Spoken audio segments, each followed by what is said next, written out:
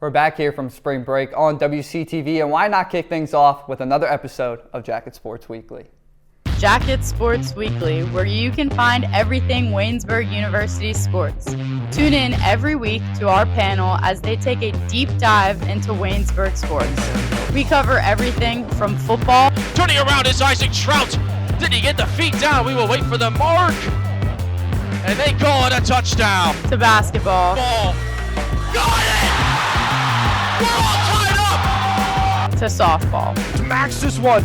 Left field. Kiss it goodbye! Stay up to date with all your favorite Waynesburg University sports with us at Jacket Sports Weekly.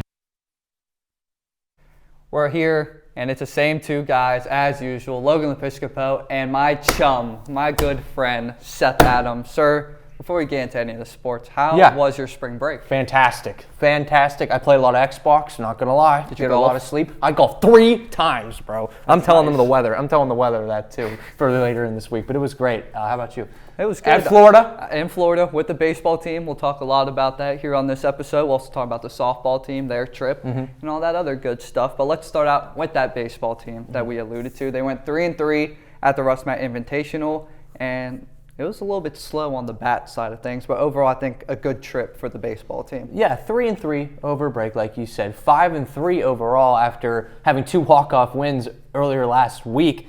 And Pitt Bradford was postponed, so they did not play that game before heading down to Florida. But this is their best start since 2019. The baseball team does look pretty solid. They're trying to prove that they are better than that 7th place. I've heard from a lot of players that they think that's not where they should be. And this is a good start to prove everyone wrong and see how it goes from there. You know, they'll have one more out-of-conference doubleheader before they begin PAC play early this year. They have Geneva on Saturday. That should be something to really look forward to. Now on the softball side of things, obviously the record does not look appealing to the eye, but when you really think about who they played at their Invitational in Florida, it was some very tough competition, including the number 1 seed and the reigning NCAA champs in Trine. Yeah, I mean, 2-3. They went 2-3 to start out the season, but they only allowed 14 runs over 6 games, but they only scored 13 in 6. They struggled more offensively than defensively. The most they let up in a game was 3.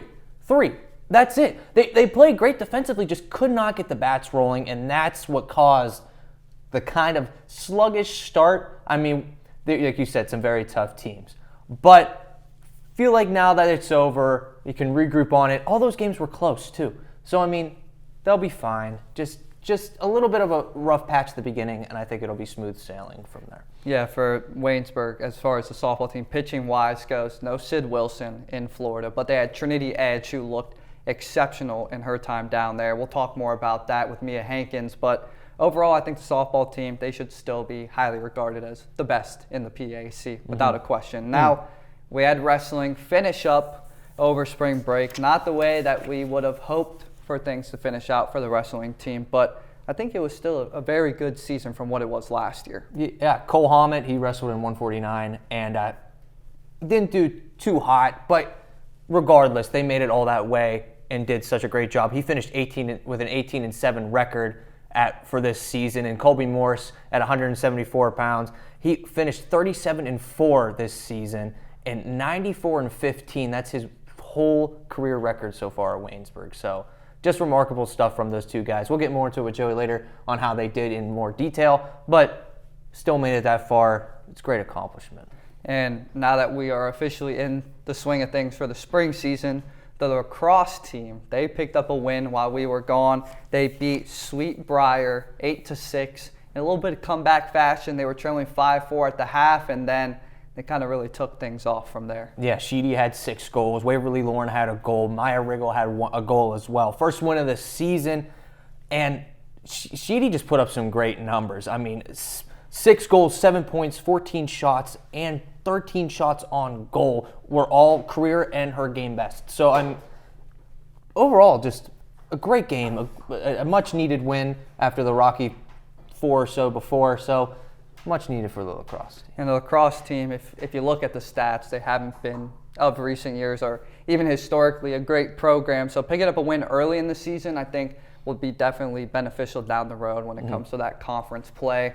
We also had some news come out. The volleyball team here at Waynesburg has hired a new head coach in Hope Johnston. Seth, share a little bit of information about who this new head coach is joining Waynesburg. Yeah, she's been all over the place, really. She was in Texas. She graduated from the University of Oklahoma, where she was part of the rowing team, which was a Big 12 runner-up in 2015. So that's pretty cool. And she was part of the Frisco Flyers V-Ball Club in Texas. She was an assistant at Hanover. She was at Westminster as a grad assistant coach for a while in 2021 for a couple years. And now she's here. And if you read the article, she does say some great quotes on how she plans on how to lead this team. And it's looking very promising for the volleyball team. Yeah, they'll see things start off in the fall next year. But sticking with things in terms of the spring season, one final thing before we head into our first analyst.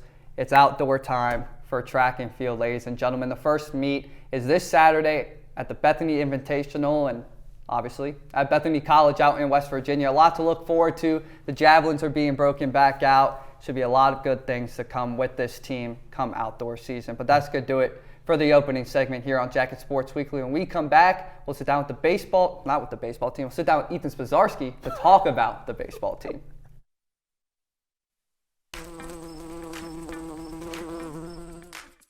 This is so Spaz.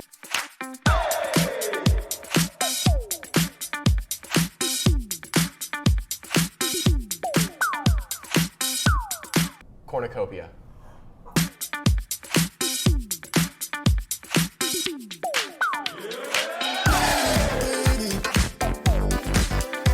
Try instead of train.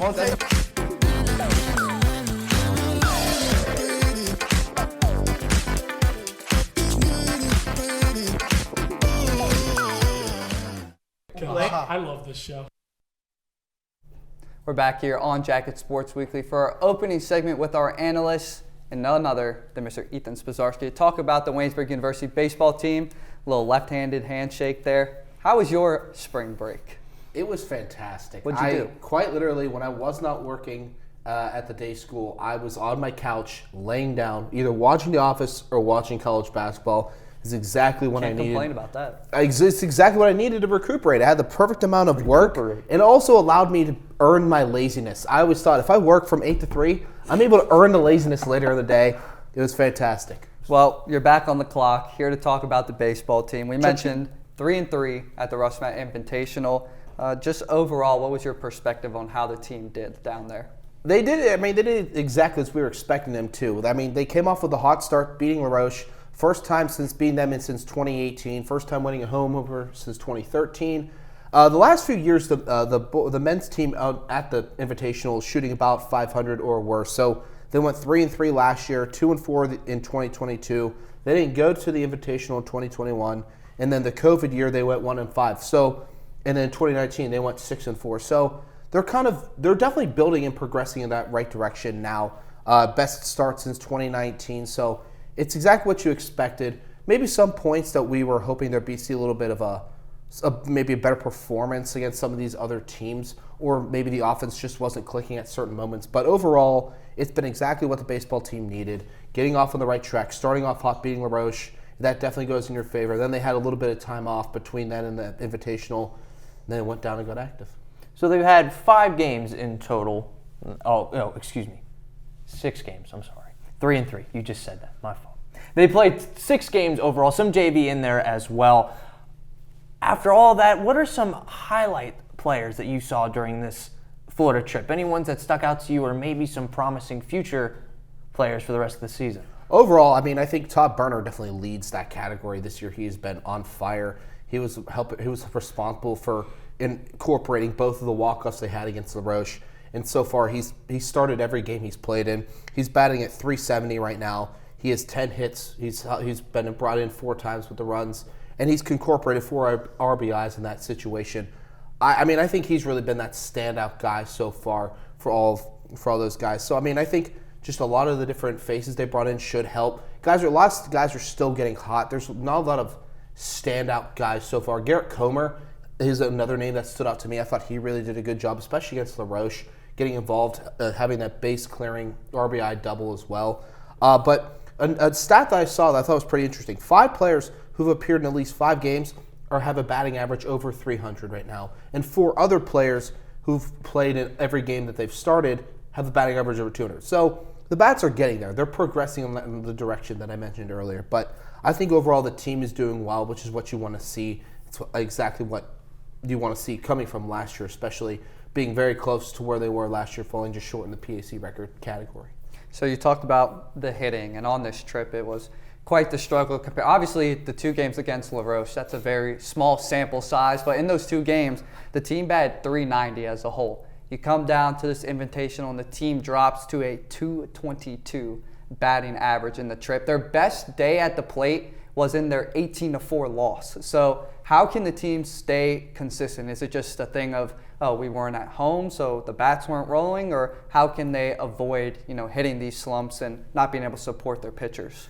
I think it all comes down to maybe how much time you're putting in preparation before the game. I understand you head down to Florida. There's going to be a lot. There isn't just going to be baseball being played. You're going to have a lot of fun, relax, kind of let your guard down and such like that. But I think really being able to adjust and learn from your mistakes as well as preparation goes a long way. We all know without practice, you can't get better. So you learn from your mistakes in that point. I'd use this as a learning tool. Honestly, that's exactly what they have to do. Be more consistent. If you got to put in the extra hours, put in the extra hours.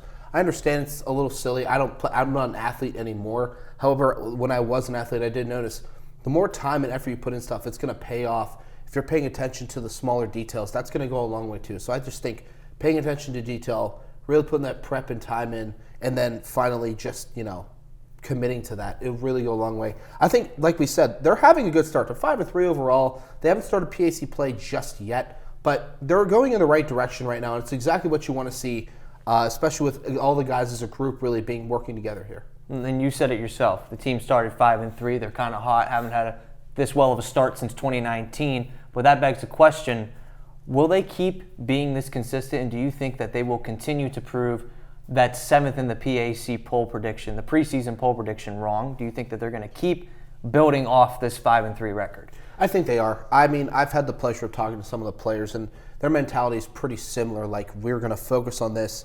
They're going to let the loss soak in, really observe what's going on, and then they're going to make adjustments towards that.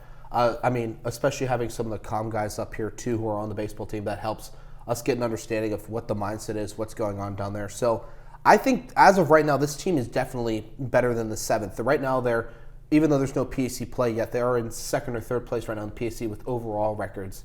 So they're out there getting a hot start, and that's what they need to do. I think last year sometimes they found themselves not having a cushion to support the mistakes they had sometimes. So they can be able to get that cushion, whether it's record-wise or if it's in a game and getting a certain run lead to help allow for different mistakes. I think that will go a long way. But this team is going in the right direction. I think as of right now, they're definitely better than the 7th place team. And I'm excited to see where else this leads, because last year, Waynesburg was able to have some really good moments, including beating Dub J in one of their 2 doubleheader games they had. That showed promise. And I think with the freshman class brought in, that really goes a long way. They didn't lose too much. They did lose some valuable players, but they brought in a lot of guys that I think could be potentially really good for this team, and it really goes a long way. And you mentioned some of the up-and-coming players. Dalton Lucy, currently the Waynesburg Athlete of the Week. He was just recognized as that for 2 full 7-inning outings down in Florida. He had a 7-inning outing that was a run rule by which they beat Davis and Elkins 10-2. And then he had the second game of the doubleheader against Trine with the full 7 innings, got them a win there. Who else in the pitching room, in that bullpen, can be able to come out and help Lucy? Obviously, we know a guy up here on the floor everyone's very familiar with, but who else maybe could we see help Lucy out with the full rotation for Waynesburg? I mean, the obvious answer is Ethan Earhart, and I understand his performance down in Florida wasn't the absolute best he was hoping. He's a very emotional pitcher. I mentioned, like, in the broadcast whenever we were covering LaRoche, he wears this emotion on his sleeve. He lets you know exactly what's going on. But, I mean, I think Alec Englemore's up there as well, who could be someone who could be very much generating towards that pitching rotation. I mean, we don't usually see a lot of underclassmen getting involved on the mound just yet, so maybe there's someone we're missing we just haven't seen yet. We're not invited to the practices. We don't get that pleasure. But I'm sure that through time we're definitely going to be able to see guys step up. But Englemore and Earhart are the guys for me. If there's one thing I know who's going to make sure he busts his butt to get back in the right direction, it's Ethan. he's definitely that guy. And, I mean, we've seen him be able to do it. Last year, the start that he made, the name he made for himself, his freshman year, and then leading the pitching, in all the pitching statistical categories, I think that's very important. So, huge shout to him. But I think with Lucy as well, that provides a very good front for Waynesburg and what they're doing defensively. Well, thank you, Ethan, so much for joining us on the desk. But don't go anywhere. We're going to be talking about softball with Mia Hankins just coming up.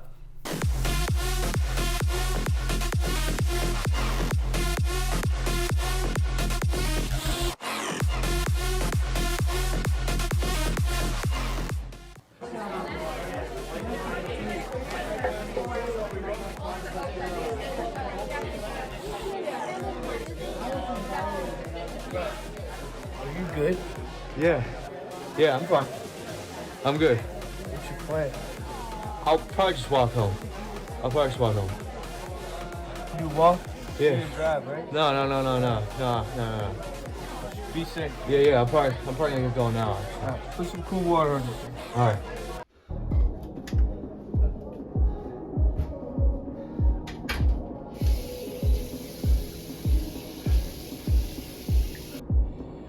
I need to go home.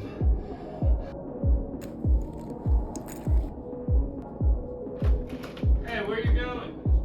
I'm walking home. I'll see you boys at the next one, all right?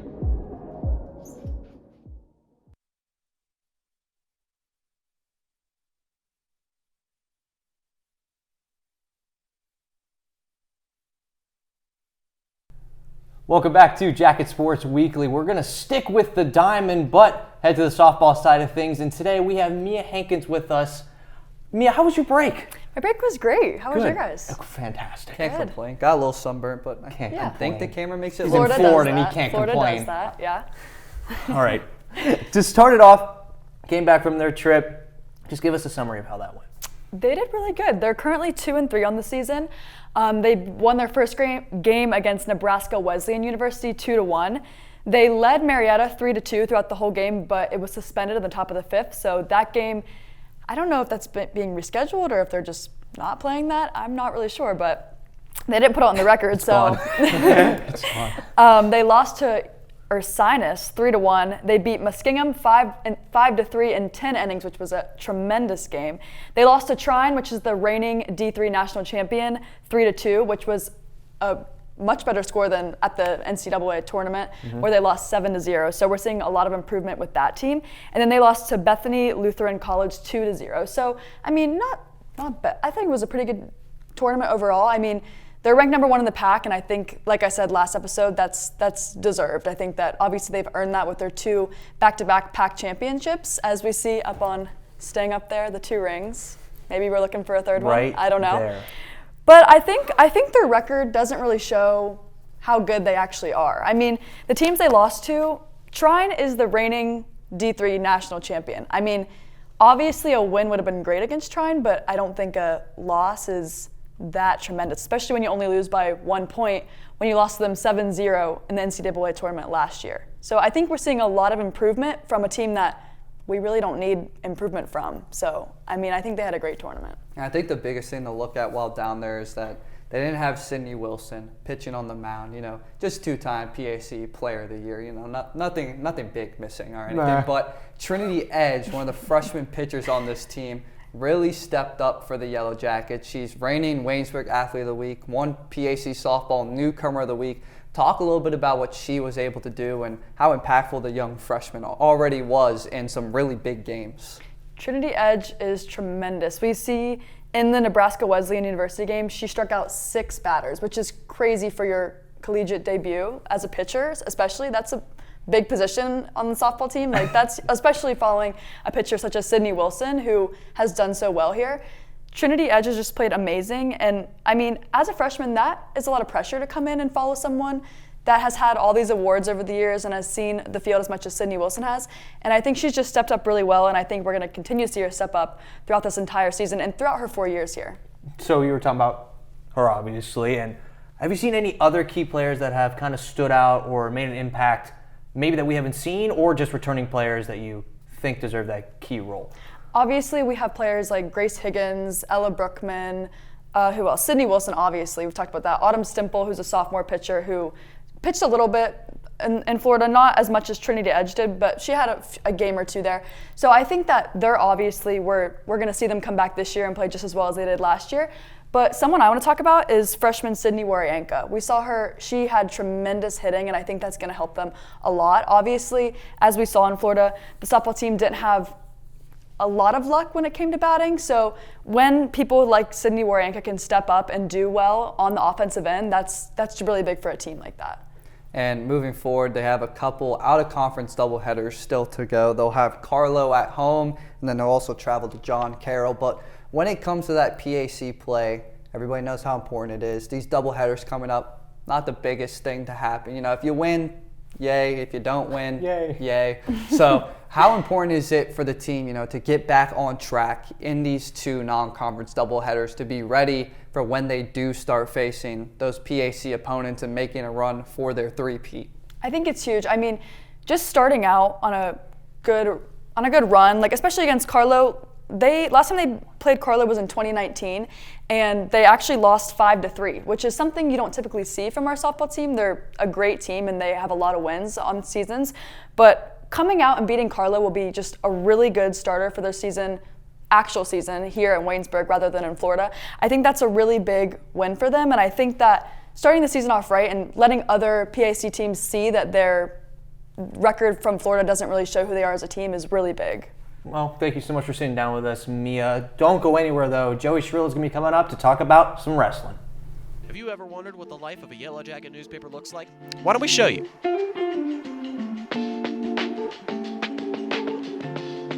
Straight from the printing press to our editor's desk into the newsstands, you can pick up your own copy of the Yellow Jacket newspaper in Buell Hall, the Stover Campus Center, or any of our other newsstand locations on campus.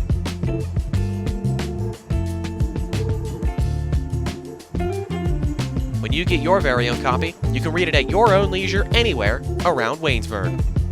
You can kill time waiting for your next class to start by reading up on campus news and our op-ed pieces. You can even take your copy to the Beehive and catch up with friends as you read up on the latest regional stories. Looking for a peaceful place to read now? Head on over to the Everly Library. Sit back, relax, and catch up on the latest in Waynesburg sports. Oh, and if you didn't know, we are also digital at theyellowjacket.org.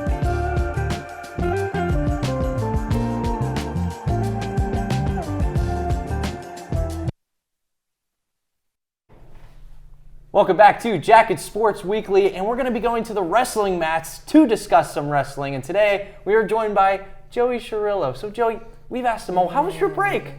It was great. I can't complain. I just sat there and watched movies and just watched some sports and stuff. I couldn't complain at all. I had really relaxing week. Couldn't complain. All right, so we got the tournament that came up. Cole Hammett, Colby Morris. Give us just a little bit of a summary of how they both did. Yeah, so last Saturday, March 6th, or not 6th, 2nd, my bad.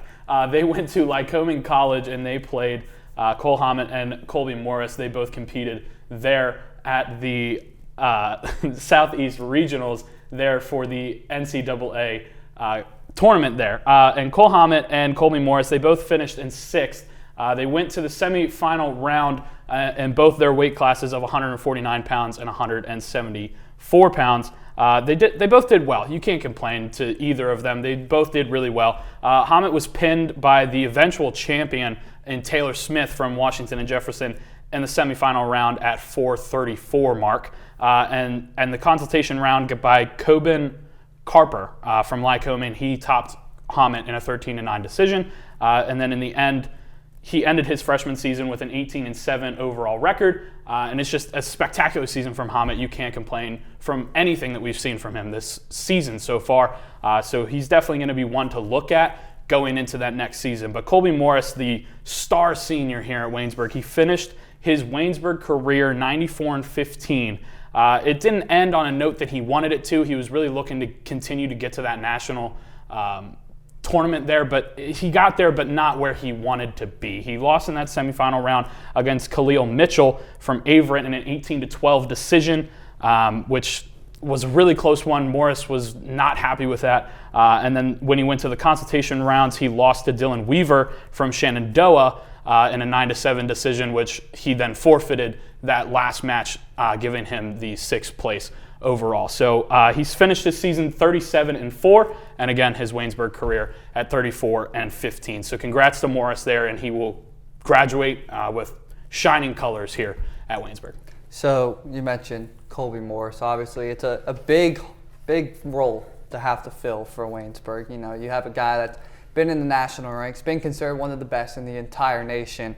How can Waynesburg move forward without Colby Morris? Obviously, they have some young, promising wrestlers that we have seen, but how do you fill in a void of somebody that has been a nationally ranked wrestler for their entire collegiate career? Well, it's going to be really hard to fill that void, and I don't think they're going to fulfill that like they want it to. It's not going to happen. You can't really ask that of these competitors here, but I think you look to Aiden Bischoff and Seth Evans to just be your leaders. They're both juniors that had stellar years this year, didn't end the way they wanted them to, but they still did great. And I think they will go into their senior year not maybe competing the best, but they will have the leadership of this Waynesburg team. And they have 10 freshmen on this team currently. 2 standouts to me, Jesse Orban and Cole Hammett.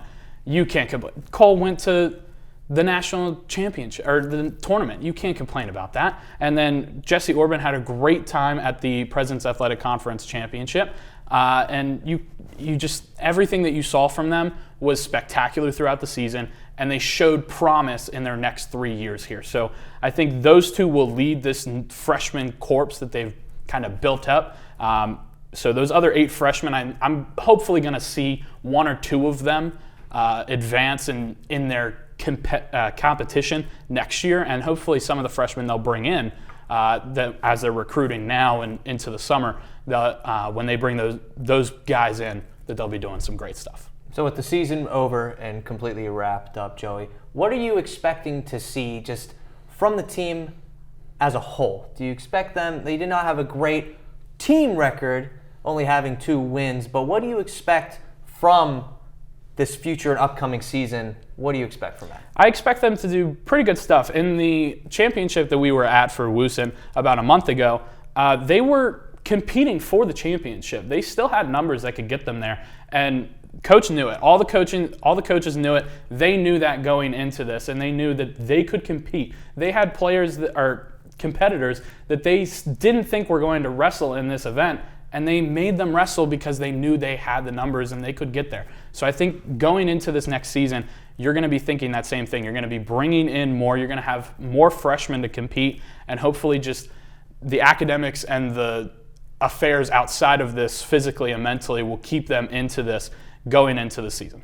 Well, one final question before we wrap things up. It's pretty big news that is worth mentioning. Women's wrestling is coming to Waynesburg University. You mentioned more freshmen, more wrestlers, more people to compete. The program is coming to Waynesburg. You've been talking closely with individuals about this coming about. So what information can you share with us here about the women's wrestling program? So what I do know is that women's wrestling will be the first time in the President's Athletic Conference that this team will be formed.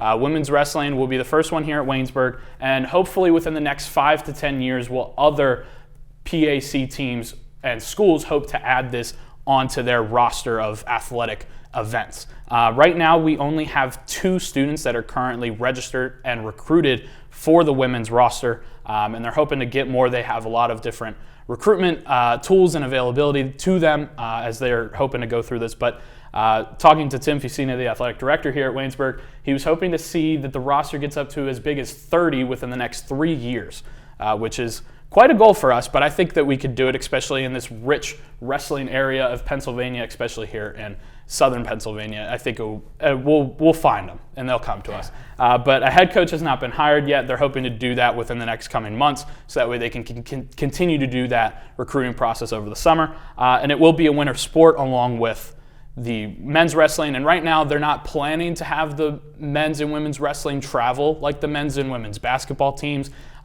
when they would travel to teams like Bethany and stuff like that. They don't really have that quite yet sorted out. They do have competitors from Ohio, West Virginia, some in Virginia, and some in Maryland as well. So they'll be looking to travel all over the place, not having as much competition as the men's wrestling do right now, but as time goes on, as more teams start to do this, as more schools start to bring in the women's wrestling teams, that hopefully the competition will grow, and Waynesburg will be at the top of that because they'll be the first ones to do so. Well, Joey, thank you very much for joining us here today. Wrap it all up for the wrestling season and even moving forward when the women's wrestling program does form here at Waynesburg. But that's going to do it for this episode of Jacket Sports Weekly. Thank you all for tuning in, and make sure you come back next week for more Jackets content.